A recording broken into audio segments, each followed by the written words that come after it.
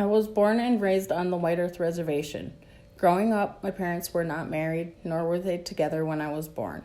Both of my parents were alcoholics, along with other family members that dealt with addiction. My father had custody of me, but we both lived with my grandparents, who played a really big role in raising me. Although both of my parents were in my life, my grandma was my main caregiver.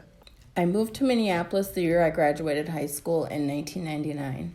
Not long after moving here, I met Roger. We later had our son, Roger, who is now 13. My addiction started not long after my son was born. I used for roughly 10 years. In them 10 years, there had been times where I don't know how we made it through. Everything we had went to my addiction. Having the Rogers in my life while going through this and them having to deal with my addiction just as much as I dealt with it, I am forever grateful to have them in my life. With working different places that were centered around addiction, I felt shame to have to make that call and actually admit that yes, I am an addict and yes, I do need help.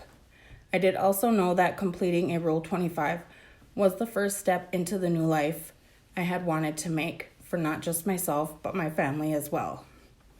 After deciding enough was enough, I took the first step, called and completed a Rule 25. I am now 4 years sober as of October 14th, 2014. Being a recovering addict, it has been easier to work with others who have been in my shoes, who have dealt with and still deal with addiction. I like helping others who are trying to overcome addiction.